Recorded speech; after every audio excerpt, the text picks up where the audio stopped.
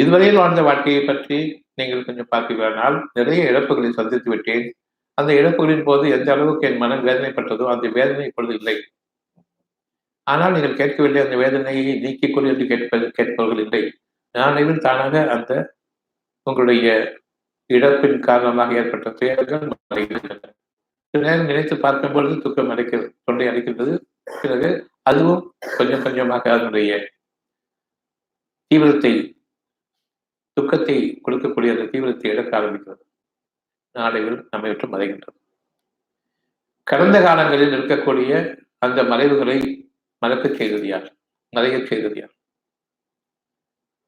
எப்படி நாம் இவ்வளவு தேர்த்தில் இருந்தோம், மூச்சு அடைக்கக்கூடிய அளவுக்கு நாம் அழுது தீர்த்தோம், எப்படி அது இப்படி இல்லை என்று ஆகிவிட்டது என்பதை உங்களுக்கு அறிவிக்கக்கூடியவர் யார்? நாம் இப்பொழுதும் நினைத்து பார்க்க வேண்டும். என்று கடந்த காலங்களில் ஏற்பட்ட துயரங்கள் எப்படிப்பட்ட கஷ்டங்கள் இருந்தது, எப்படி மறைந்தது? 2-3 நாட்களில் இப்பொழுது மறைந்தே போய்விட்டது. நினைத்து பார்த்தாலும் துக்கம் வரவில்லை. ஆனால் அன்று துக்கப்பட்டது காரணம் என்ன? என்று அது எப்படி மறந்தது? பொய்யான அந்த துக்கம், பொய்யான வேஷம், பொய்யான பாசங்கள் அவரும் ஊருக்கு காட்டுவதற்காக இருந்ததை தவிர எனக்கு உண்மையில் அது இல்லை. அவர்களுடைய உருவம் மறைந்து விட்டது.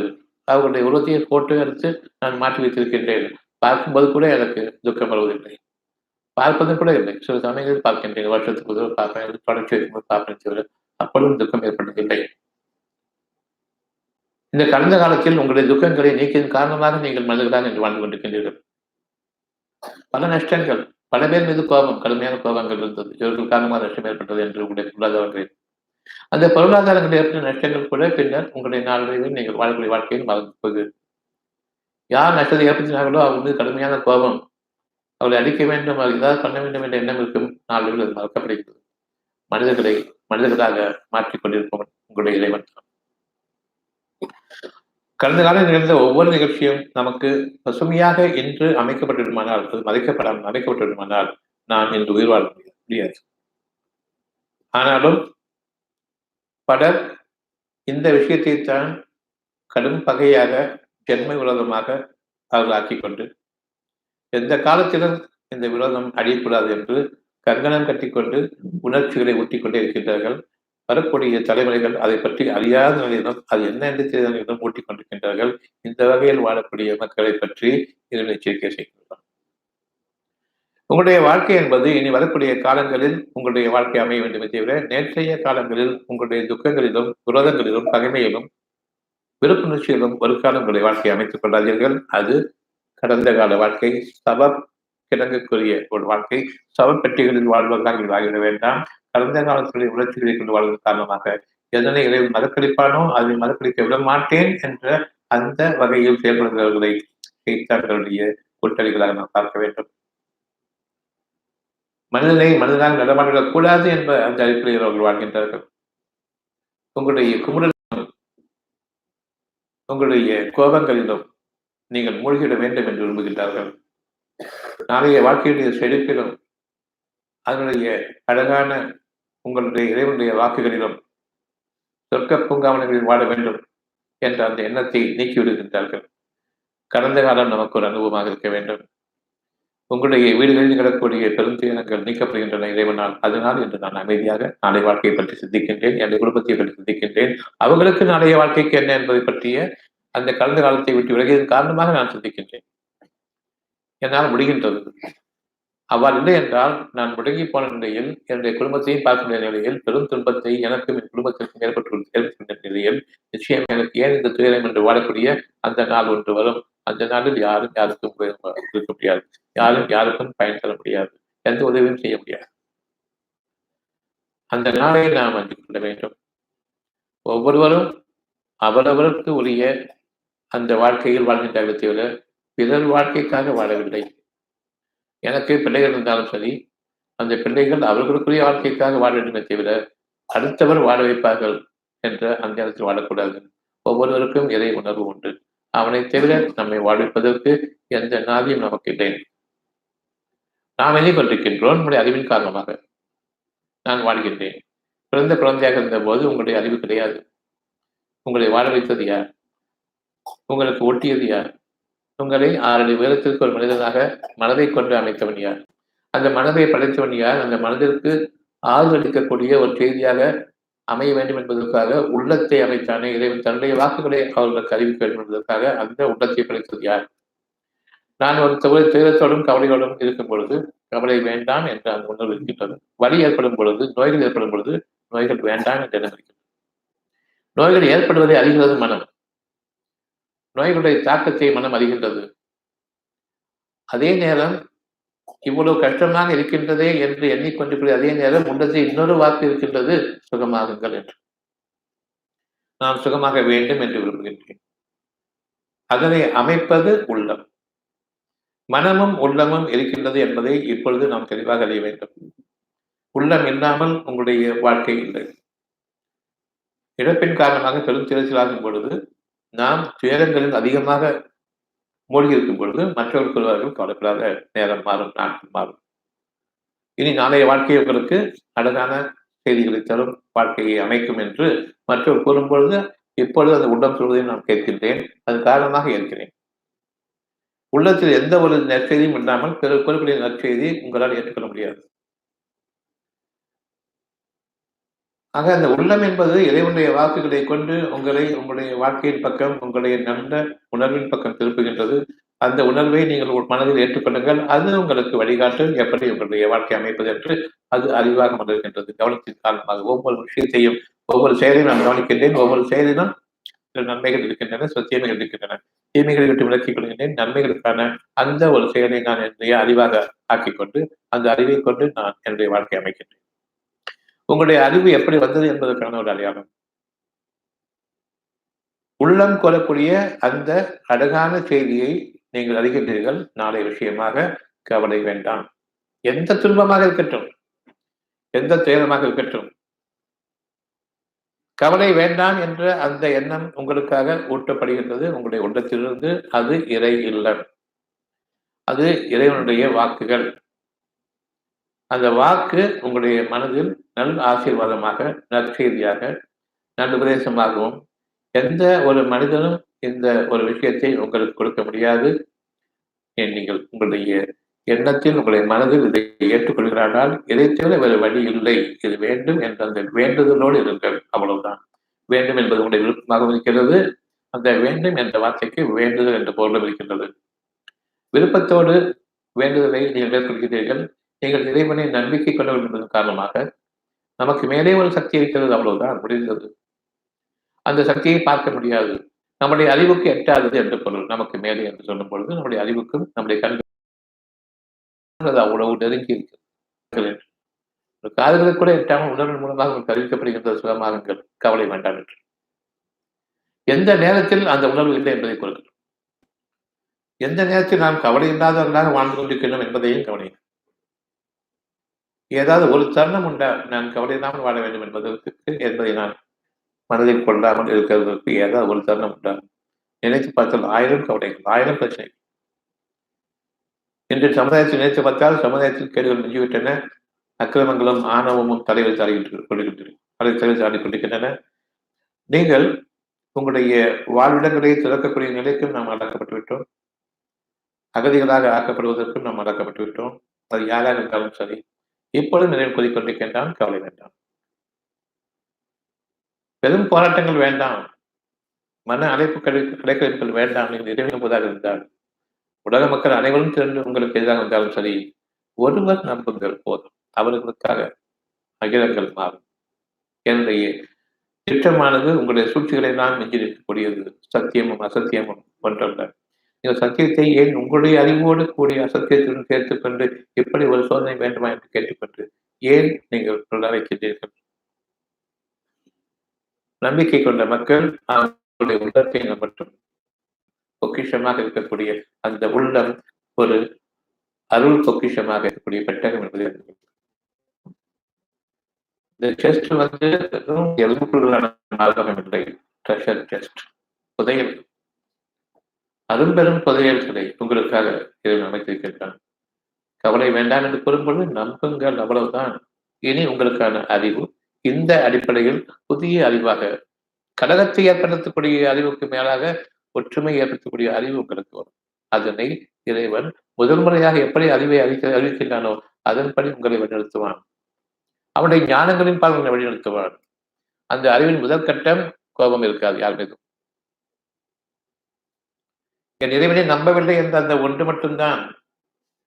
இறைவன் மகாசக்தி என்பதை உணர்ந்த பிறகு அதனை நான் உபயோகிக்கவில்லை எப்படி என்று அதுதான் காரணம். அந்த உணர்வு இறுதியாக இதுதான் எனக்கு முடிவு என்று உங்களுக்கு தெரிந்த பின்னர் நீங்கள் இறைவனை அழைப்பீர்கள். அந்த நாளில் சாட்சியம் நிறைவேறுகிறது. அந்த கூட்டங்களாக சுட்டு தள்ளும் பொழுதும் அடிதடிக்கு ஆளாகி காயங்களுடன் தப்பிப்பதும் இதையெல்லாம் உங்களுக்கு வேண்டாம் என்று நான் கூறுவதை கேட்கவில்லையா? யாருக்குமே அடிவாங்கிறது பிடிக்காது, சுட்டு தள்ளுறது யாருக்குமே பிடிக்காது, ரத்தம் சிந்தது யாருக்குமே பிடிக்காது.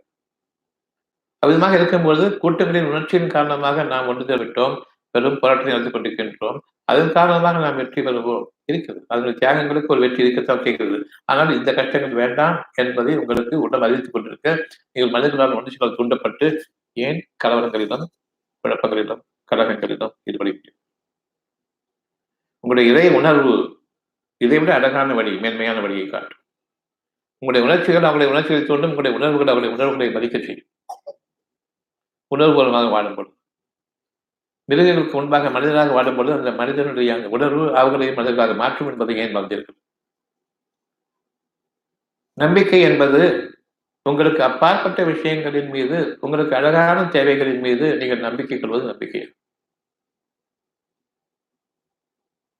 உதாரணங்களை டாக்டர் கூறினார்கள், கோமால எப்படி வழி வர்றாங்கன்னு பாருங்கன்னு சொல்லிட்டு, இது ஏறாது என்று கூறியவர்கள் கோமா வெளியே வருகின்றார்கள். இவ்விதமாக ஏகப்பட்ட உதாரணங்கள் உங்களுக்குள்ளே நிகழ்ந்து கொண்டிருக்கின்றன. அதனை நீங்கள் கவனியுங்கள். ஒவ்வொருவரும் ஒரு மிகப்பெரிய இறைவனுடைய ஆற்றலை கொண்டு, மிக அழகான உதாரணங்களை கொண்டு, அவனுடைய சாட்சியங்களில் தான் வாழ்ந்து கொண்டிருக்கிறீர்கள் தவிர மற்றபடி நீங்கள் வாழவில்லை. இப்பொழுது நினைத்து பார்த்தாலும் உங்களுக்கு நாளை விஷயத்தை பற்றி கவலையும் பயமும் கொண்டிருக்கின்றோம். அதை நீக்கியிருப்பது, அது இல்லை மாயை என்பதை நீக்கியிருப்பது இறைவன் தான். நம்முடைய அறிவை கொண்டு இவ்விதமாக நிகழும் என்று நீங்கள் கோடு போடுகின்றீர்கள். எண்ணி அந்த பாதையை நீங்கள் சொல்கின்றீர்கள். அந்த பாதையை நான் நோக்கும் பொழுது என் கண் பார்வை எங்கு சொல்கின்றதோ அங்குதான் நான் சொல்வேன். என் கண் பார்வை எனக்கு சுகமான பாதை என்று இருக்கும்போது அந்த பக்கம் நான் சொல்வேன். என்னுடைய பார்வை என்னுடைய இலக்கை அடையாளம் வைத்திருக்கின்றது. என்னுடைய பாதை அதை நோக்கி சென்று கொண்டிருக்கின்றது. என்னுடைய வாழ்க்கை அந்த விதத்தில் அமையும். நன்மையை நான் நம்பும் பொழுது நன்மைக்கான பாதையும் புதிய அறிவும். இனி நான் தவற முடியாத அந்த ஒரு சூழ்நிலையை எனக்காக உருவாக்கி அந்த அறிவை கொடுக்கின்றது. சூழ்நிலைகளும் உங்களுக்காக உருவாக்கப்படுகின்றது உங்களுடைய எண்ணத்தின் அடிப்படையில். எண்ணத்தை கொள்வது நல்ல எண்ணமாக கொள்ளுங்கள். அந்த நன்மை நீங்கள் அறிந்தாலும் அறியாவிட்டாலும், உணர்ந்தாலும் முடியாவிட்டாலும் உங்களுக்கான காலத்தோணை வழியில் உங்களை சுகமாக வாழ வைக்க வேண்டும் நல்லறிவை கொண்டு என்று இறைவன் நிச்சயமாக தன் மீது பொறுப்பேற்றுக் கொண்டான். உங்கள் மீது கருணையோடு ஒரு கஷ்டம் வந்துவிட்டால் வேண்டாம் என்று கூறக்கூடியதை நீங்கள் ஏற்றுக்கொண்டீர்கள். அதற்காக அந்த சூழ்நிலை நிகழும். அதற்கான நல்லறிவும் கூட்டப்படும். அந்த அறிவை கொண்டு ஒவ்வொருவரும் வாழ்கின்றீர்கள். இது நடக்குமா நடக்காதா என்று பின்னர் நீங்கள் கவலைப்படுகின்றீர்கள். காரணம், ஒரு குறிப்பிட்ட அளவு நோய் போய்விட்டது, இன்னும் பெருமளவு நோய்கள் பாக்கி இருக்கின்றன. இன்னும் கூடவே பல நோய்களும் இணைகின்றன. இப்பொழுது எனக்குள்ள கவலை, இது தேருமா தேராதா என்று, என்னுடைய சுகம் மீண்டும் எனக்கு கிடைக்குமா கிடைக்காதா என்று நான் கவலை கொள்ள ஆரம்பிக்கின்றேன். அந்த கவலையினுடைய உங்களுக்கு 1000 பிரச்சனைகள் இருக்கின்றது. அந்த 1000 பிரச்சனைகளுக்கும் உரிய ஒரே வார்த்தை கவலை வேண்டாம், அமைதி அடையுங்கள். அமைதியை பேசிக் கொள்ளுங்கள். அவசரப்பட்டு நீங்கள் உங்களுடைய அறிவின் பாதையில் சென்று கெட்டதை நான் இலக்காக வைத்திருப்பது என்னுடைய அறிவாகும். உதாரணமாக நான் படிக்கின்றேன், என்னுடைய அறிவு படித்துவிட்டு வேலைக்கு போக வேண்டும். வேலை பார்ப்பது யாருக்குமே பிடிக்காது. அதுவும் அடுத்தவருக்கு வேலை பார்க்க வேண்டும் பிடிக்காது. அவங்களுக்கு கீழே நான் அடிமைப்பட்டு அடிமையாக வாழ வேண்டும் பிடிக்காது. அது நான் சம்பாதிக்கக்கூடிய பணம் எனக்கு போதுமா என்றால் நிச்சயமாக போதாது, பிடிக்காது. உழைப்பின் மிகுதியின் காரணமாக நான் வீடுகளை விட்டும் ரோடுகளில் நுழைய வேண்டியிருக்கின்றது. வீட்டுகளை நான் குடும்பத்தினரோடு பாடுவதற்கு எனக்கு அவகாசமும் இல்லை, எனக்கு அதற்கான நேரமும் கிடையாது. குடும்பத்தோடு வாழ்வது என்றால் நான் என்னுடைய சம்பாத்தியத்தை நான் மேற்கொள்ள முடியாது. சம்பாத்தியத்தை மேற்கொள்ள வேண்டும் என்றால் நான் குடும்பத்தை விட்டு விடையேற வேண்டும். இதுவும் பிடிக்குமா? பிடிக்காது. இது ஏதாவது ஒன்றை நாம் சிந்தித்து பார்த்தோமா? நம்முடைய குழந்தைகளை நாம் படிக்க வைக்கும் பொழுது இவர்கள் இந்த மாதிரியான ஒரு கதிக்கு ஆளாக இருக்கின்றார்களே, அந்த வகையில் இந்த படிப்பு செலுத்தும் பொழுது இந்த படிப்புக்கு மிகையான ஒரு படிப்பு இறைவனிடமிருந்து இருக்கக்கூடிய இந்த நம்பிக்கையும் அந்த ஆற்றலும் புதிய ஞானங்களும் புதிய வழிமுறைகளும் உலகுக்கு கற்றுக் கொடுக்கக்கூடிய உமாதியாக வர வேண்டும் என்று ஏன் விரும்பவில்லை? உங்களுடைய குழந்தைகளை ஸ்கூலுக்கு அனுப்பும் பொழுதும் தரித்திரம் பிடித்த ஒரு வாழ்க்கைக்காக அனுப்புகின்றேன் என்பதை நீங்கள் உணர்வோடு ஏற்றுக்கொள்ள வேண்டும். 25 வருடங்கள் சொந்த அறிவை விட்டுவிட்டு சொல்லிக் கொடுக்கக்கூடிய அறிவை கொண்டு நீ மற்றவர்களுக்கு வேலை பார்த்துத்தான் வாழ வேண்டும் என்று. பசிக்கு உங்களுக்கு உணவு வேண்டும் என்று இறைவன் விதித்திருக்கின்றான். ஆனால் பசிக்கு வேலை வேண்டும் என்று நீங்கள் கேட்கிறீர்கள். பசிக்கு பணம் வேண்டும் என்று நீங்கள் கேட்கிறீர்கள். எது உண்மை, எது பொய்? யாராவது ஒருவர் எனக்கு உணவு வேண்டும் என்று விரும்புங்கள். அந்த வாழ்க்கை அவருக்கு யாருக்கும் வேலை செய்ய வேண்டிய அவசியம் கிடையாது. எவனுக்கும் அடிமையாக வேலை செய்ய வேண்டிய கிடையாது. கவர்மெண்ட் சர்வெண்டாக இருக்க வேண்டிய அவசியம் கிடையாது. கவர்மெண்ட்டும் தேவையில்லை. இறைவன் ஒருவன் உங்களுக்கு உணவளிக்க போதுமானவன். இப்ப எல்லா வேலையும் ஏறி போச்சு. என்ன செய்ய போறீங்க? உங்களுடைய பணமோ ஒரு குறிப்பிட்ட அளவு. எவ்வளவு? ஒரு 10,000 ரூபாய், 20,000 ரூபாய் அல்லது 30 அவ்வளவுதான். அந்த வாழ்க்கைக்குள் பட்ஜெட் வாழ்க்கை நடத்தி அதிலும் எனக்கு துண்டுவிடும். கடைசியில் எனக்கு ஒரு வாரம் இருக்கும் பொழுது எனக்கு பத்தாது. காய்கறியின் விலை அப்பொழுது 5 ரூபாய் இருந்தது. இப்போ வந்து 150 ரூபாய், 200 ரூபாய் இருக்குது. இப்ப இதுக்காக உயர்த்தி தர்றது யார் சம்பளத்தை? நீ கேட்கவும் இல்லை. ஏன் கேட்கவில்லை? அதற்காக பாடு இருக்க வேண்டும். சம்பளத்தை உயர்த்தி கொண்டு என்று கேட்டிருக்க வேண்டும். அல்லது காய்கறிகளை குறைத்து காட்டு என்று கேட்டிருக்க வேண்டும். ஏன் கேட்கவில்லை? விலை கூடிவிட்டது என்று கூறுகின்றோம், சம்பளத்தை உயர்த்தி கொண்டு என்று கேட்கவில்லை. அப்படி கேட்டிருந்தால் இறைவன் உதவி செய்திருப்பார். நியாயமான கோரிக்கைகள். இதெல்லாம் நடக்காது என்று தீர்மானிக்கின்றீர்கள். ஆனால் இதெல்லாம் வேண்டும் என்று இறைவன் கூறுகின்றார். 5 ரூபாய் தக்காளியோ வெங்காயமோ 50 ரூபாய் ஆச்சுன்னு சொன்னா அதுக்கு முடிவுதான் அந்த கவர்மெண்ட் செய்யணுமோ செய்யக்கூடாது. ஒன்று உணவு கொடுக்கப்பட வேண்டும். அப்படி இல்லை என்றால் அதிகமாக சம்பளத்தை உயர்த்த வேண்டும். எப்படி ஒரு நாளைக்கு ஒரு ஃபேர் அதிகரிக்கிறீங்களோ ட்ரெயினில் போகும்போது பஸ் போகும், இன்னைக்கு ஜாஸ்தி, இன்னைக்கு குறைவு, இன்னைக்கு விலை எழுதி போச்சு, அதனால இங்கே தான் உங்கள்கிட்ட நாங்கள் எடுக்கிறோம் சொல்றீங்களோ அதே போன்று எப்பொழுது இந்த உணவுக்காக நான் சம்பாதிக்க ஆரம்பிக்கின்றேன், அந்த உணவுடைய பண்டங்களுடைய விலை உயரும் பொழுது கொடுக்க வேண்டும் என்று ஏன் தெரியவில்லை? இதற்கெல்லாம் நல்லறிவு வேண்டும். மனிதர்களுடைய பொது அறிவு கூடாது, சொந்த அறிவு வேண்டும். இந்த படிப்பு படிச்சுட்டு வேலைக்கு உத்தரவாதம் இருக்குதா? கிடையாது. வேலை கிடைச்சாலும் என்னுடைய தேவைகளுக்கு உடைய அந்த பொருளாதாரத்துக்கு உத்தரவு இருக்கிறதா? கிடையாது. அப்படி இருந்தாலும் உணவுப் பொருள் கிடைக்குமா? கிடைக்காது. அதை படைப்பவன் யார்? வானங்களிலிருந்து பூமி வரையிலும் உங்களுக்காக இருந்து அத்தகைய காண்பித்துக் கொண்டிருக்கின்றான். இறைவனுடைய அனுமதி இல்லாமல் உங்களுக்கு ஒரு சிறு திருமளவு கூட நன்மைகள் இல்லை என்பதை நீங்கள் அறிகின்றீர்கள். சிந்தித்து பார்க்க வேண்டும். இறைவனுடைய வேலை என்ன என்ன நிகழ்ந்து கொண்டிருக்கின்றது? வானம் விரும்புவதாக பூமி வரையிலும் அவன் உங்களுக்காக நிகழ்த்தி கொண்டிருக்கின்றான். இறந்துகளுக்கு பூமியின் பக்கம் மழை வருகின்றது. பிறகு நாம் நிராசைப்பட்டுக் கொண்டிருந்த நிலையில் குறிப்பிட ஆரம்பிக்கின்றது. ஒவ்வொரு காய்கறியும் ஒவ்வொரு பொருட்களும் உணவுகள் உருவாகின்றன. இப்பொழுது இதனை அளவுபட அமைப்பவன் யார்? கொஞ்சம் அதிகமாக பெஞ்சாலும் முடிக்கு போயிடும், குறைவா பெஞ்சாலும் மறந்து போகும். நியாயமான முறையில் உங்களுக்காக இதுவரையில் உணவை கொடுத்துக் கொண்டிருந்தது யார்? விவசாயிகள் தான். இறைவன். விவசாயிகள் என்றால் இப்பொழுது எனக்கு விலையை குறைக்க வேண்டும், விலையை தேவையில்லாமல் ஆக்க வேண்டும். உணவு என்பது உயிரிழக்கக்கூடியது, மனதுக்கு சுகமளிக்கக்கூடியது. அதன் காரணமாக உயிரோட்டம் பெறுகின்றோம். இப்பொழுதும் நம்முடைய அறிவு கூறுகின்றது உயிர் முக்கியம் என்று. அவ்வாறு இல்லை, மனம். மனம் முக்கியமா பணம் முக்கியமா என்று கேட்கும் பொழுது பணம் தான் முக்கியம் என்று கூறுவோம். பணத்தை கொண்டு நான் என்னுடைய உயிரை வீணாக்கி என் பிராணன் போகுதுன்னு சொல்லுவோம். அந்த மாதிரி உயிரை வீணாக்கி நாம் பணத்தை பெற்றுக்கொண்டு பிறகு சாப்பிடுகின்றோம். சாப்பாடு என்பது பட்ஜெட் வாழ்க்கைக்கு நடக்க வேண்டும். நான் விரும்பதியை சாப்பிட முடியாது. விரும்பிய வாழ்க்கை உங்களுக்கு இல்லை என்று இருக்கும் பொழுது மனம் சோர்வடைகின்றது, மனம் விரக்தி அடைகின்றது, மனம் உறுதி இழக்கின்றது, இறைவனுடைய நினைப்பு அற்றுப் போகின்றது. எப்பொழுது மனம் சுகமாக இல்லையோ அப்பொழுது இறைவனுடைய எண்ணம் நீங்கிவிட்டது.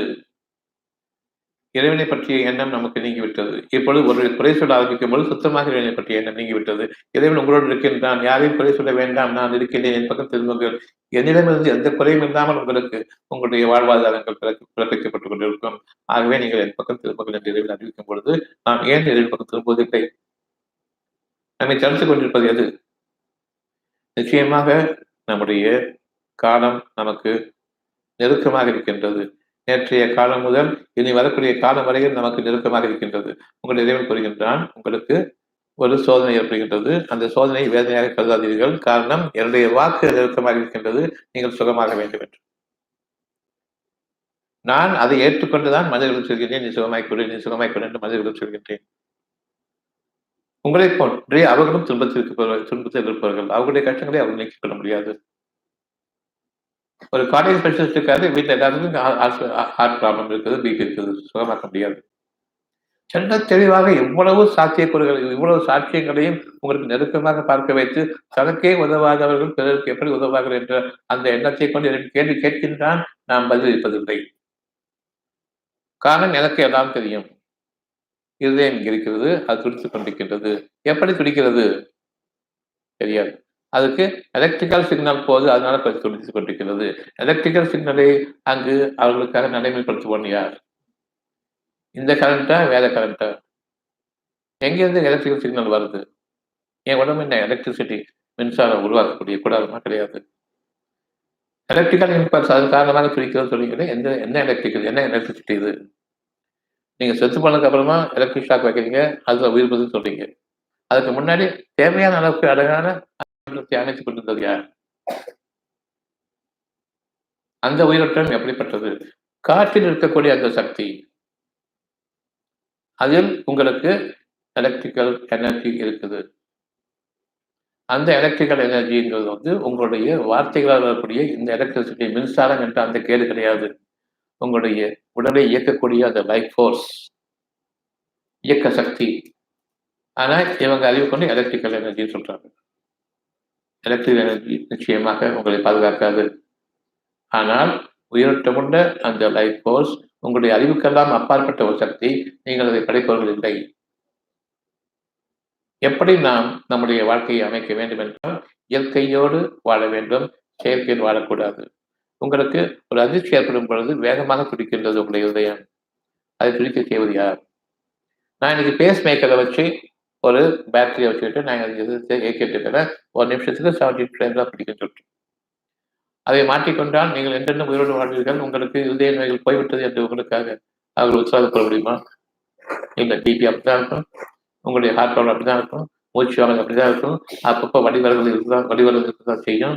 உங்களுடைய தூக்கம் கெட்டது, உங்களுடைய நிம்மதி கெட்டது.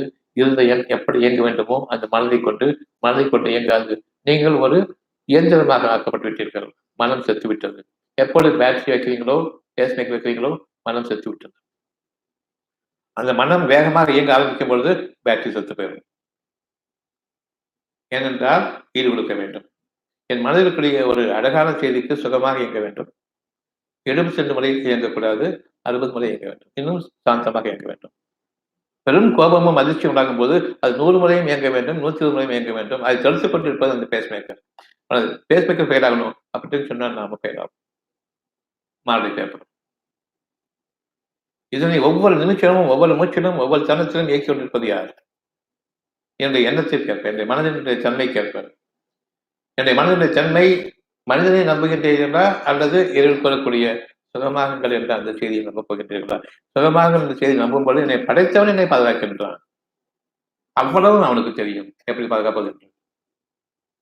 இன்னைக்கு எனக்கு பிபி பாத்தீங்கன்னு சொன்னா எனக்கு கண்டிப்பா 120, 160, 110 இருக்கலாம். ஆனால் அதில் தான் இவ்வளவு சுகமாக பேச முடிகின்றது. கவலையோ பயமோ கிடையாது. நாயர்களுடைய படிப்பை தூக்கி போடணும்னு சொல்லுகிறோம். என்னுடைய இறைவன் அவனுடைய ஞானங்களுக்கு முன்பாக நம்முடைய பெருமை கொண்ட ஆணவத்தோடு நடைமுறைப்படுத்தக்கூடிய இந்த படிப்பது ஒருபோதும் சென்றாது. ஒரு காலம் என்னுடைய படிப்பறிவையோ, என் மத மண்டையில் இருக்கக்கூடிய மூளையின் அறிவையோ ஒரு மூளையில் வீசி எறிந்துவிட்டு இறைவனுடைய அந்த ஞானத்தை கொண்டு நான் என்னுடைய வாழ்க்கையை அழகாக ஆரம்பித்தவர மனிதனுடைய அறிவை செருப்பறிவும் விளக்கமாத்ம அறிவை கொண்டு ஒரு காலம் நீங்கள் நம்பாதீர்கள். உங்களுடைய பிள்ளைகளை பள்ளிக்கூடங்கள் அனுப்பும் பொழுது என் இறைவனே இவர்களை காப்பாற்றிக் கொடு. அவருடைய வீட்டுக்கு வரும் பொழுது நல்லறிவோடும் அழகான அறிவோடும் சிந்தனைகளோடும் நீ எந்த அறிவை கொண்டு படைத்தையோ அந்த உணர்வுகளோடு வாழக்கூடிய அந்த அறிவை கொண்டு நீ கொண்டு வா. அந்த சிந்தனை என்பது உன்னுடைய உணர்வை நீ கவனி என்று பிள்ளைகளுக்கு சொல்லிக் கொடுக்க வேண்டும். நல்லது வரும்போது சொல்லிக் கொடுக்க வேண்டும். விளையாட்டு பிள்ளைகளாக விளையாட்டு சாதனங்களை கொடுத்து விளையாட்டு பிள்ளைகளாக மாற்றிட வேண்டாம். அவள் ஒவ்வொருவருக்கும் நுண்ணறிவு இருக்கின்றது, நுட்பமாக அறிவுடைய அறிவு இருக்கின்றது. இறைவனை பற்றி அறிவியுங்கள், நீங்களும் தெரிந்து கொள்ளுங்கள்.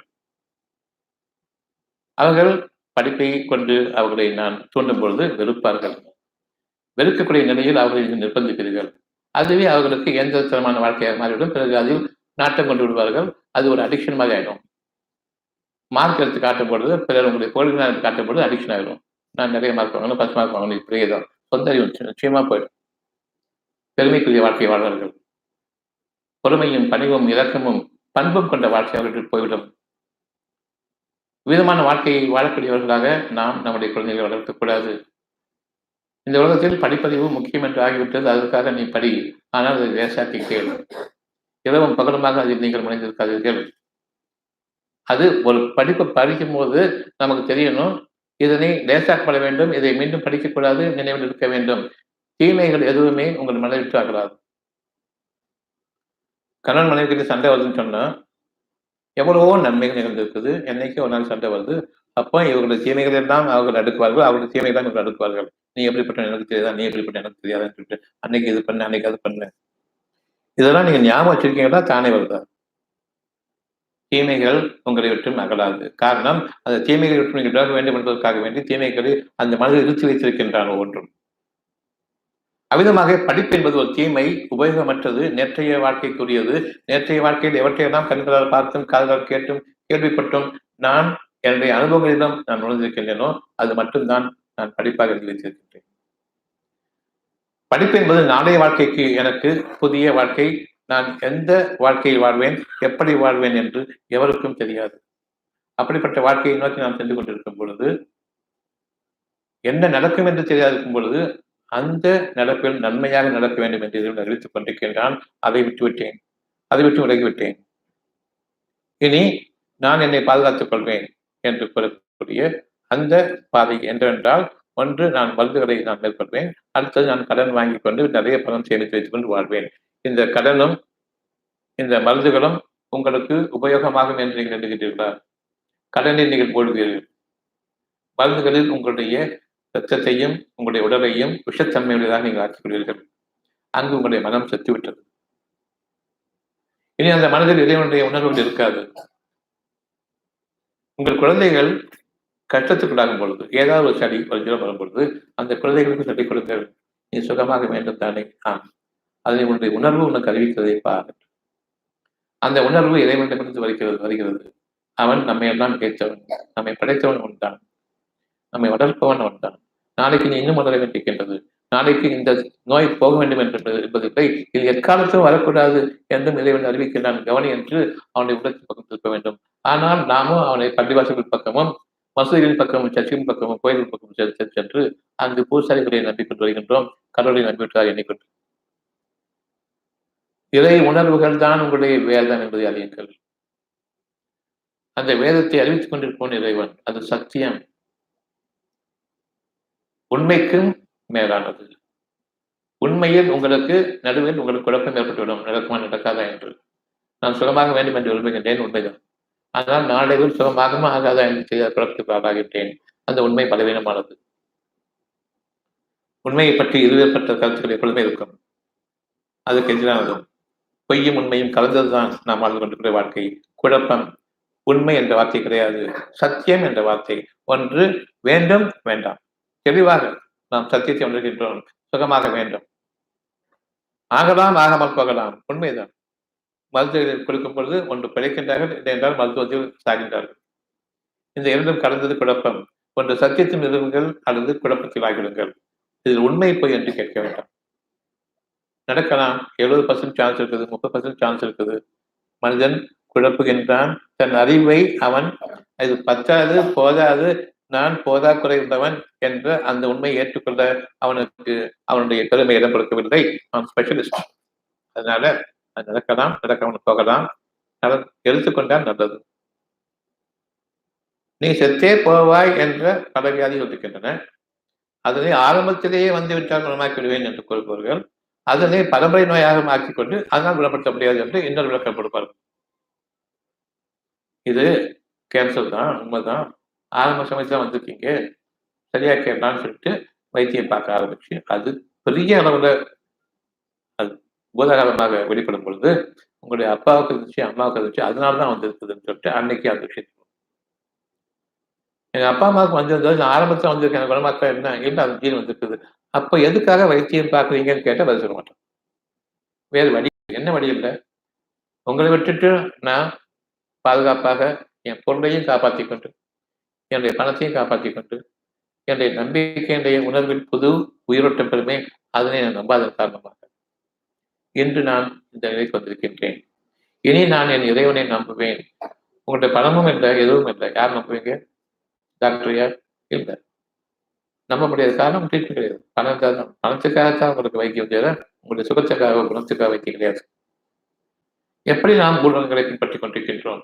இந்த உலகத்தில் நாம் மனிதர்களை பின்பற்றுவதை விட்டு விலகுகின்றோம். எந்த ஒரு மனிதனையும் யாராக இருந்தாலும் சரி, அவர்களுடைய அறிவை பின்பற்ற மாட்டேன்.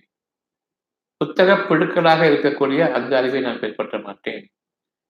அவன் எவன் 100க்கு 100 வாங்கினானோ அவன் புத்தக புழுவாக இருக்கானே தவிர மனுஷனாக மாறல. நேற்றைய அறிவை கொண்டு வாழ்கின்றான், சபக்கடனை கொண்டு வாழ்கின்றான், புதிய அறிவை கொண்டு வாழவில்லை. நாளைய வாழ்க்கைக்கு இந்த அறிவை உபயோகப்படுத்த முடியுமா என்று கேட்கும்போது கண்டிப்பாக கிடையாது. இப்ப இருக்கக்கூடிய மருத்துவ அறிவு உலகத்திலே ரொம்ப பெரிய அறிவு. காரணம் அது உயிரை பாதுகாக்கக்கூடிய அறிவு. இப்பொழுது இறைவன் கேட்கின்றான், நான் உயிரை படைத்தேன், நீங்கள் உயிரை படைத்தீர்களா? உயிர் போய்விடுமோ என்ற கவலை உங்களுக்கு இருக்கின்றது. உயிரை படைப்பவன் யார்? உயிருக்கான ஸ்பெஷலிஸ்ட் யாருங்க? உயிர் தான் என்னோட உடம்பை பாதுகாக்குதுன்னு நீங்க நினைச்சிட்டு இருக்கீங்க. அப்படியே வைத்துக்கணும். உண்மைதான். உயிர் போச்சுன்னா உடம்பு செத்து போகுது. அந்த உயிரின் அடிப்படையிலேயே வரும் பொழுது, இந்த உயிரை பாதுகாப்பவன் இறைவன் என்று கூறும் பொழுது, இந்த உயிரில் எனக்கு பாதகம் இருப்பதன் காரணமாகத்தான் உடலில் பாதகம் ஏற்பட்டிருக்கின்றது என்பதை அறியலாமா? உயிர் உடலை படைத்தது. ஒன்றுமில்லாதிலிருந்து ஒரு 6 உயரமாக குழந்தையாக வெளிப்படுத்தி 6 உயரமாக படைக்கிறது உயிர். அந்த உயிர் இல்லை என்றால் குழந்தை இறந்து பிறந்தது என்று கூறுகின்றோம். அந்த உடல் உறுப்புகள் அவ்வளவும் தங்கின்றன. அப்படி என்றால் உடல் உறுப்புகளில் ஏதோ ஒன்றில் ஒரு சிறு குறை இருந்தால் அதற்கு உயிர் ஓட்டத்தில் ஏற்படக்கூடிய பாதகமா அல்லது அந்த உறுப்பில் ஏற்படக்கூடிய நோயா? இது ஞானங்கள். ஸ்பெஷலிஸ்டா கேட்கிறேன், உங்களுடைய இருதயத்தை இயக்க செய்வது உயிரா அல்லது இருதயம் உயிரை படைக்கிறது? அப்படி என்றால் நீங்கள் சொல்கின்றீர்கள், அவங்க உயிர் பாதுகாக்கப்படணும்னு சொன்னா இப்போ படைச்சதே கடவுள் புண்ணியம்தான். நாங்கள் இதயம் ஒத்துக்கிறதுக்கு பதிலாக எல்லாம் செஞ்சுச்சு, அதனால இந்த மருந்து சாப்பிடுங்க. வீட்டில் போனா அதிர்ச்சியான விஷயங்கள் சொல்லிடாதீங்க. அப்போ உயிர் எங்க இருக்குது? சமாதானமான மனசை கொண்டு வாழ்றது இருக்குதா, மருந்துகள் இருக்கா? ஒரு கார்டியக் ஸ்பெஷலிஸ்ட் சம்பந்தம் இல்லாத உயிரை பத்தி ஏன் பேசணும்? மனசை பத்தி ஏன் பேசணும்? மனசு தான் முக்கியம், இதுக்காக மருந்து கொடுத்துருக்கீங்க. மருந்து தான் முக்கியம், இந்த அட்வைஸ் தான் இருக்கு. எப்படிப்பட்ட ஒரு குழப்பமான சூழ்நிலை ஆக்கி இருக்கின்றார்கள். நாம் அறிவை நம்பியதன் காரணமாக இறைவனை உணர்வை விட்டு விலகினோம். அதற்கு காரணம் சர்ச்சைகளிலும் கோயில்களும் நம்பியதன் காரணமாக. அப்படின்னா இங்கு பேசிக் கொண்டிருப்பது யார்? எதை கொண்டு போய் நீ எனக்கு இதை கொடு அதை கொடு என்று நான் மசூதிகளிலும் சர்ச்சைகளிலும் கொண்டு நான் பேசுகின்றேனோ கேட்கின்றேனோ அதனை ஏற்கனவே உங்களுடைய உள்ளத்தில் அமைத்தது யார்? மனதில் இருப்பதுதான் கேட்கின்றீர்கள். அந்த மனதில் அமைத்தது யார்? உணர்வு, இறை உணர்வு. எப்பொழுது நாம் அந்த இறை உணர்வை நிராகரிப்பவர்களாக இருக்க மாட்டோம். அந்த உணர்வை கொண்டு இறைவனிடம் எங்கிருக்கின்றான் என்பதை தெரிந்தால் தவிர உள்ளமாக இருக்கின்றது அவனுடைய வாக்குகள், அவனுடைய சத்திய வாக்குகள் என் மனதுக்கு அறிவிக்கப்படுகின்றன. நம்பினால் உயிரிக்கிறது, நம்பவில்லை என்றால் உயிரில்லை. நம்பினால் சுகமான உயிரோட்டம், நோய்கள் நீங்கும். நம்பவில்லை என்றால் அது பதற்றமான உயிரோட்டம். அதற்குரிய பதற்றமான சூழ்நிலைகள் உங்களுடைய அதிர்வுகளாக உங்களுடைய உறுப்புகளுக்கு பிரதிபலிக்கும். அதனை வழிகளாக உணர்கின்றீர்கள், வேதனைகளாக உணர்கின்றீர்கள். எந்த அறிவு வேண்டும்? நம்பிக்கையில் உங்களுடைய சுகம் இருக்கின்றது. அந்த நம்பிக்கை சத்தியத்தின் மீது இருக்க வேண்டும். குழப்பவாதிகளின் பக்கம் இருக்கக்கூடாது, டாக்டரின் பக்கம் இருக்கக்கூடாது, சத்தியத்தின் பக்கம் இருக்க வேண்டும். டாக்டர்கள் எந்த ஒரு நன்மையையும் அறியாதவர்கள், சுகத்திற்கு தவிர மற்ற அவ்வளவையும் கேடுகளையும் அறிந்தவர்கள் டாக்டர்கள். அவங்க கொடுக்குறாங்க, மருந்து கொடுக்குறாங்க, ஒரு சுகத்துக்காக வேண்டி மருந்து கொடுக்குறாங்க. அந்த மருந்தில் 1000 பக்க விளைவுகள் இருக்கின்றன. எப்படி ஏற்படுகிறது, ஏன் ஏற்படுகின்றது என்று கேளுங்கள், தெரியாது டாக்டர். நாங்கள் சயின்டிபிக்கா முன்னேறிட்டீங்க சரி.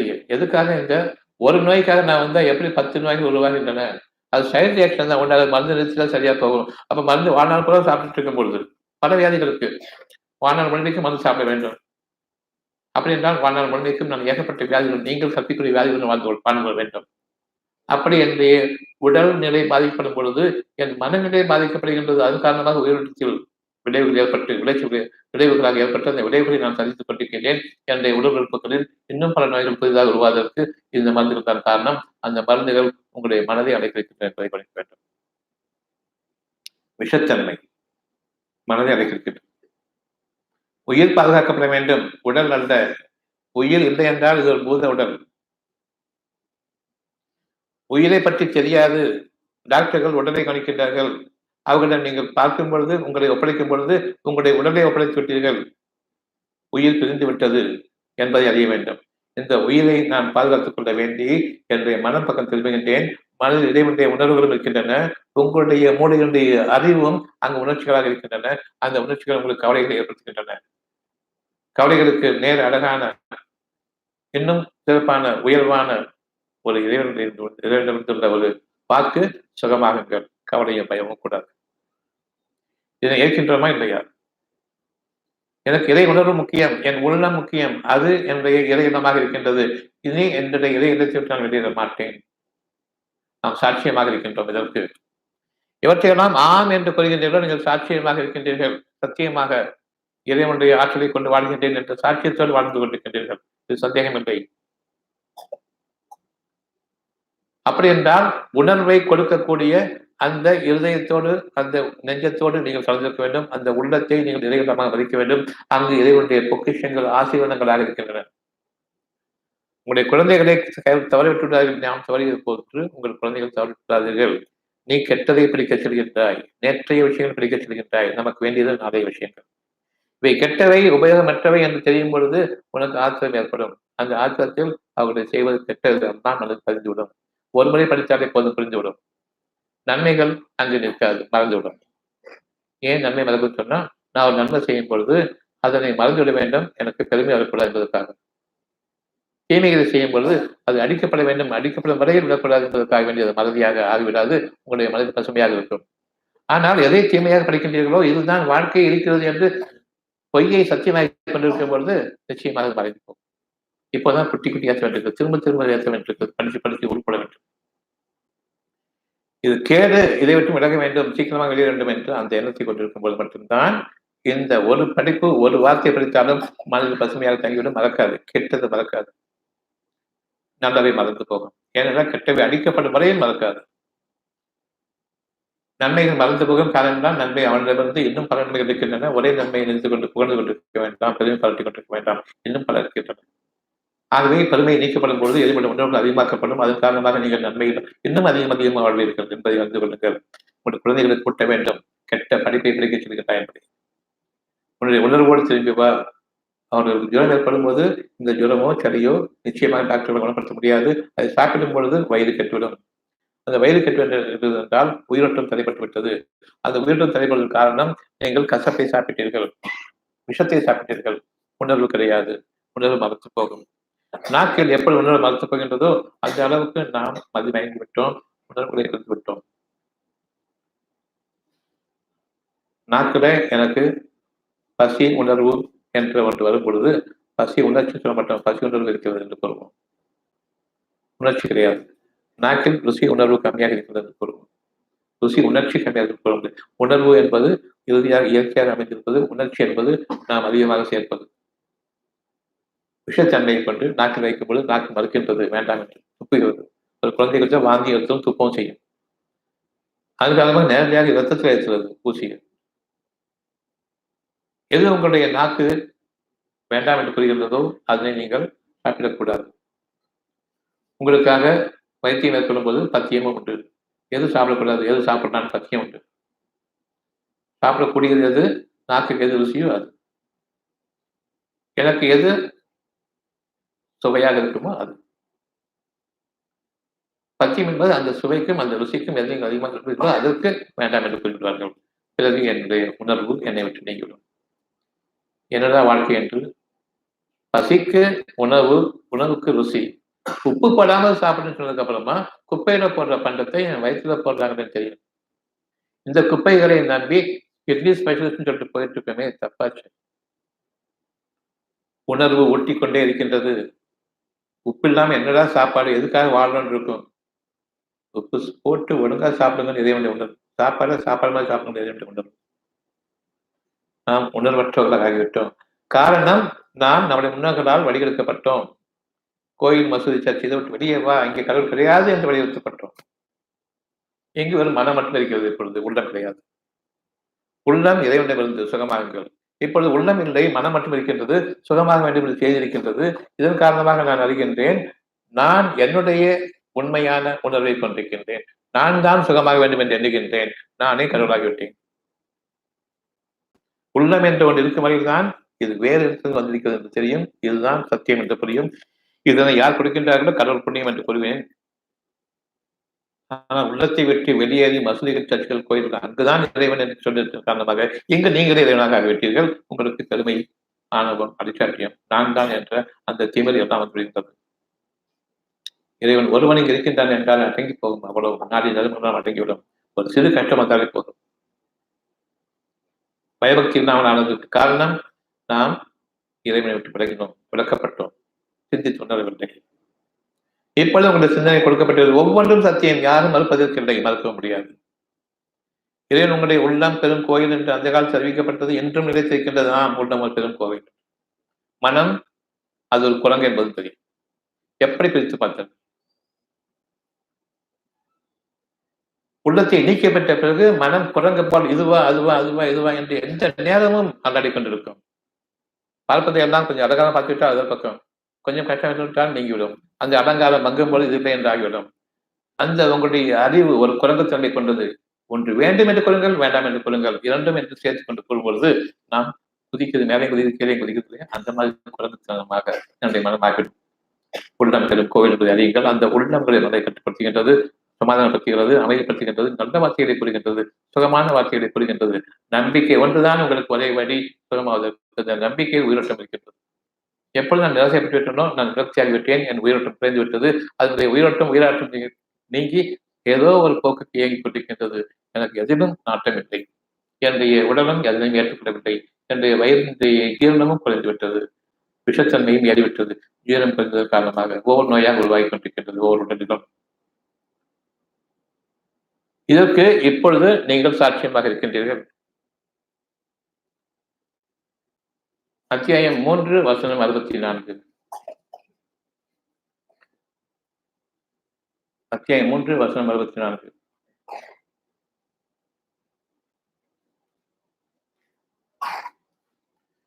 ஆக இப்பொழுது நாம் வேதத்தை உடையவர்கள். வேதம் என்றால் என்ன? சத்திய வாக்குகள் வேதம். கஷ்டப்படக்கூடாது வேதம். கவலைப்படக்கூடாது வேதம். சுகமாக வேண்டும் என்பது வேதம்.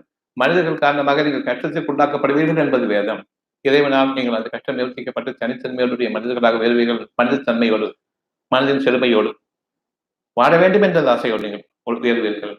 ஆக இந்த உணர்வை கற்பிக்கப்பட்டதன் காரணமாக, நாம் உள்ளத்தோடு இணைந்ததன் காரணமாக இப்பொழுது நீங்கள் வேதத்தை உடையவர்கள், அதாவது இறைவனோடு இணைந்தவர்கள். உங்களுடைய மனம் இனி தனியாக இயங்காது. மூளை சொல்லக்கூடிய குரங்கு மனம் படைத்ததாக இன்றைய இருந்ததே, இப்பொழுது உள்ளத்துடன் கூடிய உயர்வான அந்தஸ்துகளை கொண்டிருக்கக்கூடிய உள்ளம் பெரும் கோவில் என்ற அந்த கோவில் தங்கி அமைக்கக்கூடிய அந்த மலை கொண்டு இப்பொழுது வாழ்கின்றீர்கள் வேதத்தை உடையவர்களே. நமக்கும் உங்களுக்கும் இடையே சமாதானத்தின் பால் வருவோம். இந்து, முஸ்லீம், கிறிஸ்தவர்கள் இன்னும் பல பிரிவுகள் இதை கொண்டு நம்மளுடைய சமாதானம் குறைஞ்சிருக்கு. இதை கொண்டுதான் உங்களுக்கு சுண்டாடுறாங்க இன்னைக்கு. இப்ப நம்ம சமாதானத்தின் பக்கம் வருவோம். சமாதானம் என்பது சலாம், சாந்தி, பீஸ். எந்த படியில் வேண்டுமானாலும் எது வேண்டாம் வைத்துக் கொள்ளுங்கள். சமாதானம் என்பது பீஸ், சாந்தி. அரபிக்கிற சலாம். நீங்கள் சலாம் என்ற அந்த சாந்தியை, அமைதியை விரும்பக்கூடிய பீஸ்ஃபுல் மக்களாக இருக்கிறானால் உள்ளத்தை நம்புங்கள். அதை தவிர சமாதானம் கொடுப்பவர்கள் எவரும் கிடையாது. காதலில் பொழுதையெல்லாம் நம்பாதீர்கள். உணர்வாக உள்ளத்திலிருந்து உங்களுடைய மனதிற்கு அறிவிப்பதை நீங்கள் நம்புங்கள். நாம் சமாதானத்தை விரும்பக்கூடியவர்களாக ஒருவர் முன் ஒருவரும் உங்களுடைய உள்ளத்தை தெய்வங்களாக ஆக்கிக் கொள்ளுங்கள். அங்கிருந்த உணர்வு இறைவனுடைய வாக்குகள் என்று அறியுங்கள். அது மிக பெரும் ஆசீர்வாதமாக ஒவ்வொரு வேதனையின் போதும் அழகான பேச்சுக்கள், அழகான உணர்வுகளாக வருகின்றது. இதைவிட உங்களுக்கு வாக்களிப்போம் யார்? மனிதர்களா? குழப்பங்களை கொண்டு சுகமாகலாம் ஆகாது என்று கூறக்கூடிய மனிதனா? ஒருபோதும் கடவுளுக்கு இணையாக உங்களை ஆக்கிக் கொள்ளலாம். இறைவனுடைய சத்தியத்தை விட்டுவிட்டு குழப்பவாதிகளான உங்களை நான் உங்களுக்கு இறைவனுக்கு சமமாக ஆக்கிக் கொண்டால் நீங்கள் இறைவன். மனிதனுக்கு மனிதன் இறைவனாக ஆகிவிடுவான் இல்லையா? இப்படிப்பட்ட வாழ்க்கையை இதுவரையும் வாழ்ந்து வந்தோம். இனி அவ்விதமாக அல்ல. வேதத்தை உடையவர்களே, யாரொருவரும் வேதம் கொடுக்கப்படாமல் இல்லை. எவரொருவருக்கும் தெரியும் நமக்கு மேலாக ஒரு சக்தி இருக்கிறது என்பதை. அது இறை சக்தி. எனக்கு இறை அளிக்கக்கூடிய சக்தி, என் மனதுக்கு சுகமளிக்கக்கூடிய சக்தி. அந்த மனதுக்கு கொடுக்கக்கூடியது இறை பெரியதா, வயிற்றுக்கு வருவதே சின்னதை சாப்பாடு. ஆக சமாதானம் என்னவென்றால், நாம் கடவுள் ஒருவன் தான், மகா சக்தி ஒன்று இருக்கின்றது என்பதை நீங்கள் இறுதி காலங்களில் கடவுளே என்று அழைப்பீர்கள். இப்போ பல கடவுள் இருக்கிறது, 1000 கடவுள் இருக்கின்றது. கடவுளே என்று அழைக்கின்றேன். பூஜை உங்களுக்கு போனாலும் பல படங்கள், பல கடவுள்கள் இருக்கின்றார்கள். யார் எல்லோரையும் ஒரே சமயத்தில் நாம் கூடுகிறோம். அப்பொழுது டவுட் வரும், யாரும் முதல் வைக்கும்போது, யாருக்கு பின்னாடி இருக்கும்போது, யார் கோச்சிப்பாங்க, யார் கோச்சிக்க மாட்டாங்க. பல விதமான குழப்பங்கள் இருக்கும். யாருக்கு நாம் முதல் மரியாதை சொல்வது என்று. அப்படிப்பட்ட சூழ்நிலைகளில் நாம் பல கடவுள் வைத்திருக்கின்றோம். இறுதியாக உங்களுடைய வாழ்க்கை உயிர் போராட்டம் வருகின்றது. இப்பொழுது கடவுள்களே என்று கூப்பிடுகிறார், கடவுளே என்று கூப்பிடுகிறார். உயிர் போகக்கூடிய அளவுக்கு வரும்பொழுது கடவுளே என்று கூப்பிடும், தெய்வமே என்று கூப்பிடும் தெய்வங்களையும் கூட முடியாது. அந்த ஒருவன் தான் என்பதை அறிவிக்கூடியதான் அல்லாஹ். அல் ராஹு என்ற 3 உச்சரிப்புகள் இருக்கின்றன. அல் என்பது எப்பொழுது தி, லா என்றால் இல்லை, ஹூ என்றால் அவன், அவனன்றி இல்லை. என் உயிர் பாதுகாக்கப்பட வேண்டும், அவனன்றி இல்லை. என் சுகம் வேண்டும், அவனன்றி இல்லை. மனிதர்கள் கொடுக்க முடியாது. அவனன்றி அணுவும் அசையாது என்பதை நாம் அறிகின்றோம். உங்களுடைய இறைவன் எந்த உணர்வை அளித்தானோ அந்த உணர்வின் பக்கம் உங்களை திசையில், அழகான திசையை உயர்த்துவதற்கு அவனை தவிர கதி கிடையாது. சரணாகதி அடைய வேண்டும் என்பதும் தெரியும். இந்த உணர்வை கொண்டிருக்கும் பொழுது நாம் கூறுகின்றோம், அந்த ஒன்றை தவிர ஒரே ஒரு வாக்கு வருகின்றது, சுகமாகுங்கள். அந்த ஒன்றை அறிவிக்கக்கூடிய இறைவன், இறையை அறிவிப்போன் இறைவன். அதுதான் என்னுடைய தேவை. அந்த தேவையை அறிவிப்போன் தேவன். உங்களுடைய அறிவை கடந்து விடுங்கள், உள்ளத்தின் பக்கம் திரும்புங்கள். கடவுள் கடந்து உள்ளத்தின் பக்கம் வாருங்கள். ஒரு கமாண்ட், இறைவனிடமிருந்து ஒரு கட்டளை ஏற்றுக்கொள்ளுங்கள். உங்களுடைய அறிவை எல்லாம் கடந்து விடுங்கள். உங்களுடைய 5 புலன்களும் கொடுத்த அறிவை கடந்து விடுங்கள். உள்ளத்தின் பக்கம் திரும்புங்கள். நீங்கள் அறியாதது அங்கு உங்களுக்கு இருக்கின்றது. உங்களுக்கு எந்த விதத்திலும் உங்களுடைய அறிவை கொண்டு தீண்ட முடியாது. இறைவனால் படைக்கப்பட முடியக்கூடிய அந்த வாக்கு சுகமாக என்ற வாக்கின் பக்கம் திரும்புங்கள். உங்கள் இறைவன் உங்களை கவனித்துக் கொண்டிருக்கின்றான். இதன் பிறகு என்ன செய்கின்றேன் என்று கவனித்துக் கொண்டிருக்கின்றான். ஒவ்வொருவரும் அவருடைய உள்ளத்தின் பக்கம் திரும்புங்கள். சமாதானம் வேண்டும். மனிதன் பக்கம் திரும்பும் பொழுதுதான் சுமை ஏற்றப்பட்டவர்களாக ஆகின்றோம். நாம் மனிதர்கள் சுமை ஏற்றுகின்றோம். நீ சுமையாக்கி கொடுக்கின்றோம். நிச்சயமாக அவர் தங்களுக்கு எந்த நன்மையும் தீமையும் செய்து சக்தியற்றவர்கள். அவர் உங்களுக்கு உதவாக என்று கூறக்கூடிய உலக மக்களுடைய பொது அறிவையும் வாழ்க்கை முறைகளையும் பின்பற்ற வேண்டாம். புதிய வழிமுறைகளையும் புதிய வாழ்க்கையையும் உணர்வோடு கூடிய வாழ்க்கையை உங்களுக்கு உரியதாக நீங்கள் அமைத்துக் கொள்ளுங்கள். நிச்சயமாக இறைவன் இப்பொழுதும் என்ன நிகழ்ந்து கொண்டிருக்கிறது உங்களுடைய மனதில்? உள்ளத்தின் பக்கம் திரும்புகின்றதா, உங்களுடைய அறிவாற்றின் பக்கம் திரும்புகின்றதா? ஒவ்வொருவருக்கும் கவலையும் பயமும் சூழ்நிலைகள் கலந்ததாக இருக்கின்றது. அவ்வளவு நீங்க வேண்டும் என்று ஒரு வார்த்தை தான் சொன்னார்கள் என்று ஏற்றுக்கொள்கின்றீர்களா இல்லையா? ஏற்றுக்கொள்கின்றேன். இப்பொழுது நீங்க ஒவ்வொன்றும் உள்ளத்தின் பக்கம் திரும்புவீர்களா, உங்களுடைய கட்டிடங்களின் பக்கம் திரும்புவீர்களா, உங்களுடைய முன்னோர்கள் காட்டிய வழியை திரும்புவீர்களா? அவர்களும் கஷ்டப்படுகின்றார்கள் முதிய காலங்களில், நீங்களும் கஷ்டப்பட்டுக் கொண்டிருக்கின்றீர்கள். ஆனால் இப்பொழுது ஒரு சத்தியமான வாக்கு அவர் கூறுகின்றார்கள், முதுமையில் எல்லாம் வரத்தான் செய்யும் என்று. அந்த முதுமையிலும் அவருடைய நெஞ்சத்தை கவனிக்கிறானால் சுகமாக வேண்டும் என்று செய்தி இருக்கிறது. சுத்தமாக உணர்வு அற்றுப்போயிட்டு காரணமாக எனக்கு இதுதான் விதி, முதுமை அடைந்து விட்டது, எல்லாம் மறத்தான் செய்ய வேண்டுகின்றார்கள். எல்லாம் நீங்கத்தான் வேண்டும் என்ற எண்ணம் இருக்கின்றது. இறுதி வரையில் நாம் நம்முடைய பாதிப்புகளிலிருந்தும் கஷ்டங்களிலிருந்தும் விடுபடாமலேயே இறைவனுடைய நெருக்கத்தை அடையாமலே நாம் இறக்கின்றோம். கெட்ட மரணம், அந்த மரணம் கூடாது. அத்தியாயம் 3:64 வேதத்தையுடையவர்களே, நமக்கும் உங்களுக்கு இடையே சமாதானத்தின் பால் வருவோம். நாம் அவன் ஒருவனை தவிர கதி இல்லை என்ற அந்த உணர்வை கொண்டிருக்கின்றோம். அதை தவிர வேறு எவரையும் வழங்க மாட்டோம். அவனுக்கு எவரையும் நினைவைக்க மாட்டோம். கடவுளுக்கு பதிலாக டாக்டர் குணமாக்கிவிடுவார்கள் என்று நினைவைக்க மாட்டோம். அவன் ஒருவனை தவிர நம்மேல் சிலரை தெய்வங்களாக எடுத்துக்கொள்ள மாட்டோம். இவர் சாமியாக, இவர் ஞானி. நிச்சயமாக நாம் குருவாக ஏற்றுக்கொள்ள மாட்டோம், ஞானிகளாக ஏற்றுக்கொள்ள மாட்டோம். இறைவனுக்கு பதிலாக இவர்களை கடவுளுடைய அவதாரங்களாக ஏற்றுக்கொள்ள மாட்டோம், கடவுளாக ஆக்கிக்கொள்ள மாட்டோம். நம் உள்ளத்தில் நம் இறைவனுடைய வாக்களை தவிர. அதன் பிறகும் அவர்கள் புறக்கணித்து விட்டால் நிச்சயமாக நாம் சமாதானத்தை விரும்புகிறார்கள். சலாம் என்ற அந்த முஸ்லிம்களாக வாழ விரும்புகிறார்கள், சமாதானத்தை விரும்பக்கூடியவர்களாக வாழ விரும்புவதற்கு நீங்கள் சாட்சியாக இருங்கள் என்று கூறிவிடுங்கள். இனி இறைவன் உங்களுக்கு போதுமானவன். இதனை உணர்த்தக்கூடிய வகையை நீங்கள் உங்களுடைய வாழ்க்கை முழுமைக்கும் செயல்படுத்த வேண்டும். நமக்கும் உங்களுக்கும் இடையே சமாதானம் இருப்பதற்கு நீங்கள் என்னை நம்பக்கூடாது, நான் கூட எதிர்பார்க்கக்கூடாது. அவன் எனக்கு துரோகம் செய்துவிட்டு அந்த பேச்சு கிடையாது. அவன் எனக்கு நம்பிக்கை என்ற பேச்சுக்கு நம்பிக்கைக்குரியவன் ஒருவன் தான் எங்கு உணர்வை நீங்கள் தலைவர்களாக. இந்த உணர்வு நாளைய வாழ்க்கையினுடைய அவ்வளவு ரகசியங்களையும் கொண்டது. இந்த உணர்வின் பக்கம் நீங்கள் திரும்ப வேண்டும். அப்படி இல்லை என்றால் சமாதானம் கிடைக்கும். மனிதர்களை நாடும் பொழுது அங்கு நீங்கள் மற்றவர்கள் மீது சுமை ஏற்படுத்துகிறீர்கள், அவர் மீது கோபம் கொள்கின்றீர்கள், உங்களுடைய பணத்தை அடக்கின்றீர்கள். எப்பொழுது இறைவன் கொள்கின்றான், உங்களுக்கு பணம் தேவையில்லை, உணவு தேவை. அந்த பணத்தை வைத்துக் கொண்டு உணவு என்று கூறுகின்றீர்கள். பணம் இருக்கிறது, உணவு வாங்க வேண்டியதானே? கிடையாது. எத்தனை முறை வாழ்க்கை முழுமையும் நீங்கள் அனுபவித்துக் கொண்டிருக்கிறீர்கள். இந்த செய்தி நற்செய்தி உங்களுக்கு குறைத்தும் அதிகமாக்கியும் விளைவித்து காட்டுவதில்லை. உங்களுடைய விவசாய பலன்களை குறைத்து காட்டுவதும் விவசாய பலன்களை அதிகரித்து காட்டுவதும் இறைவன் தான். உங்களுக்கு நல்லுணர்வு சொல்வதற்காக வேண்டி விவசாயிகள் படைக்கின்றார்கள், நாம் படைக்கின்றோம் என்று நீங்கள் பசுமை புரட்சி செய்துவிட்டதாக பெருமை பாராட்டிக் கொண்டு அக்கிரமத்திலும் ஆணவத்திலும் நீங்கள் வாழ்ந்து கொண்டிருக்கிறீர்கள். ஏன் மற்றவர்களுக்கு உணவு பற்றாக்குறை ஏற்பட்டது? இப்பொழுது இறைவன் கூறிக்கொண்டிருக்கின்றன, ஒரு விதத்திலும் எந்த காய்கறி விலையும் போடக்கூடாது, அல்லது விலையை பேச முடியாத அளவுக்கு உங்களுடைய விவசாயத்தின் பலன்கள் அதிகரிக்க வேண்டும் என்று இதில் கூறிக்கொண்டிருக்கின்றன. நான் படைப்பன் என்றால் எந்த ஒரு வயிற்றுக்கும் எந்த குறையும் இல்லாமல் படைப்பவன் நான். நீங்கள் மனிதர்களை ஆக்கியதன் காரணமாக ஒரு சோதனைக்காக உங்களுக்கு கஷ்டத்தை கொடுத்தேன். கொஞ்சம் சிந்தித்து பாருங்கள். உணவை விலைக்கு விற்கலாமா? உயிர் கொடுக்கக்கூடியது உணவு. உயிருக்கு விலை பேச முடியுமா? முடியாது. அப்படியானால் உயிருக்கு உயிர் கொடுக்கக்கூடிய அந்த உணவுக்கு விலை பேசுகின்றீர்களே, இந்த தரித்திரத்தை என்ன? இப்போ கேட்டா கூட காசு இல்லாம எப்படி உணவு தருவாங்க? காசுக்கு உணவு கிடைக்கலையே, என்ன செய்யும்? இறைவனை என்று திரும்ப இதை அறிவிப்பதற்காகத்தான் இந்த சூழ்நிலைகளை மாற்றிக் கொண்டு வந்திருக்கின்றன தவிர உங்களை வேதனைப்படுத்துவதற்காக இல்லை. இப்பொழுது உங்களுடைய உணர்வை கேளுங்கள். உணவுக்கு விலை பேச தேவை அல்லாத அளவுக்கு விவசாய பலன்களை அதிகரிப்பாக இறைவனை, இதுதான் உங்களுடைய உணர்வாக இருக்கின்றது. ஏற்றுக்கொண்டோம். இனி உணவுக்காக விலை பேச முடியாது.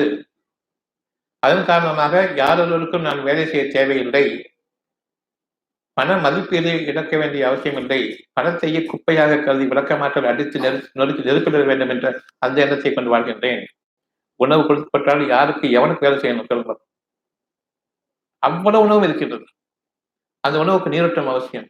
நீரோட்டமும் நடந்து கொண்டிருக்கின்றது. அந்த நீரோட்டம் எப்படிப்பட்டது என்றால் கால்களுக்கு கீழே ஆறுகள் போன்று வழிகொண்டிருக்கின்றன. தட்டுனா நீரூற்றுக்கள் பொங்கி வரும். அப்படிப்பட்ட நீரோட்டத்தை நீ கொண்டு வர. நீ எங்க போகணும்? யாருக்கு வேலை செய்யணும்? ரயில் இருக்கு, கார் இருக்கு, பயணம் இருக்கு. எந்த நாசமா பண்ண படிப்பு படிக்கணும்? பணம் பொறுக்கிறதுக்காக படிக்க வேண்டிய இந்த பொறுக்கி படிக்க எதுக்கு நமக்கு? இன்னைக்கு அதை படிச்சுட்டு உங்களுக்கு வேலை உண்டு, வேலை இருந்தாலும் சம்பளம் உண்டு, சம்பளம் இருந்தாலும் வாய்க்கு உணவு உண்டுன்னு சொல்லிட்டு உங்களுக்கு உற்சாகம் தர முடியுமா? என்னன்னைக்கு நான் நம்பிக்கொள்ள வேண்டும். எப்பொழுது உணர்வை பெறுங்கள். உங்களுடைய உள்ளத்தில் தஞ்சமாகுங்கள். அந்த உங்களுடைய இருதயத்தை, உள்ளத்தை நீங்கள் தெய்வமாக ஆக்கிக் கொள்ளுங்கள். ஒவ்வொரு உணர்வையும் கவனிங்கள். ஒவ்வொரு கஷ்டத்திற்கும் அழகான செய்தி அங்கே இருக்கின்றது. அதை நம்பி பழகுங்கள். நம்பிக்கொண்டு அந்த நிமிடத்திலிருந்து உங்களுக்கு நன்மை ஆரம்பிக்கும். இனி அந்த கவனத்தோடு வாழும் பொழுது இதை தவிர வழி இல்லை என்ற அந்த சமாதானம் வருவீர்கள். சமாதானம் உள்ள வாழ்க்கை நாம் திரும்புகின்றோம். இறைவன் நமக்கு நன்மைகளை அளிக்க போதுமான. அடுத்த மாத கருத்தரங்கம்